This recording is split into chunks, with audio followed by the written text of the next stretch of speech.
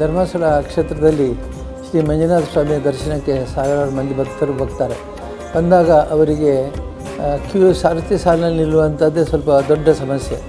ಅದಕ್ಕಾಗಿ ನಾವು ಈಗ ಹೊಸದಾಗಿ ಒಂದು ಕ್ಯೂ ಕಾಂಪ್ಲೆಕ್ಸ್ ಅಂತ ಸರದಿ ಸಾಲಿನಲ್ಲಿ ಇಲ್ಲಿ ವ್ಯವಸ್ಥೆ ಮಾಡಿದ್ದೇವೆ. ಈ ವ್ಯವಸ್ಥೆ ಪ್ರಕಾರ ಅವರು ಬಂದು ಸಾಲಲ್ಲಿ ಕೂತ್ಕೋಬೋದು. ಅಲ್ಲಿ ಒಳಗೆ ಒಂದೊಂದು ಬ್ಲಾಕಲ್ಲಿ 500 ಜನ 600 ಜನ ಕೂತ್ಕೊಳ್ಬೋದು. ಈಗ ಅಲ್ಲಿ ಕ್ಯೂನಲ್ಲಿ ನಿಂತ ಈಗಿನ ಸರದಿ ಸಾಲಿನಲ್ಲಿ ಅವರು ಸುಮಾರು ಒಂದು 3 ತಾಸು 4 ತಾಸು ನಿಲ್ಲಬೇಕಾಗುತ್ತೆ.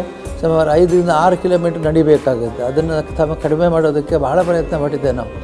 ಇದು 12ನೇ ಪ್ಲ್ಯಾನ್. ಇದು 11 ಪ್ಲ್ಯಾನ್ ಹಿಂದೆ ಮಾಡಿಸಿ ಅದು ಸರಿಯಾಗದೆ ಮತ್ತು ಒಳ್ಳೆ ಪ್ಲ್ಯಾನ್ ಬೇಕು ಅಂತ ಹೇಳಿ ಕೊನೆಗೆ ಈ ಕೊಟ್ಟ ಪ್ಲ್ಯಾನ್ ಒಪ್ಪಿಕೊಂಡು ನಾವೀಗ ಸುಧಾರಿಸಿದ್ದೇವೆ. ಪ್ರತ್ಯೇಕವಾಗಿ ಟಾಯ್ಲೆಟ್ಸು ಮತ್ತು ಆಹಾರಕ್ಕೆ ವ್ಯವಸ್ಥೆ ಮತ್ತು TV ಸ್ಕ್ರೀನ್ ಇದೆ. ದೇವಸ್ಥಾನದಲ್ಲಿ ಏನಾಗ್ತದೆ ಅದನ್ನು ಅವರಲ್ಲಿ ನೋಡ್ಬೋದು ಮತ್ತು ಶಾಂತವಾಗಿ ಕೂತ್ಕೊಂಡು ಸಮಯ ಅವರ ಸರತಿ ಬಂದಾಗ ಒಳಗೆ ನೇರವಾಗಿ ಬಂದು ಬಿಡ್ಬೋದು. ಬಾರದವರಲ್ಲಿ ಪ್ರತ್ಯೇಕವಾಗಿ ಕೂತ್ಕೊಂಡು ಎಲ್ಲ ಅನುಕೂಲವನ್ನು ಪಡಿಬೋದು. ಭಾಳ ಸುಂದರವಾಗಿ ಸ್ಟೇಟ್ ಆಫ್ ದಿ ಆರ್ಟ್ ಅಂತ ಹೇಳುವಾಗ ಇದನ್ನು ಮಾಡಿದ್ದೇವೆ. ಜನರಿಗೆ ಏನು ಪ್ರಯೋಜನ ಆಗುತ್ತೆ ಅಂತಂದರೆ ಕ್ಯೂನಲ್ಲಿ ನಿಂತುಕೊಂಡು ಓಡಾಡಬೇಕಾದ ಸಾಲಿಗೆ ಕೂತ್ಕೊಂಡಿರ್ಬೋದು.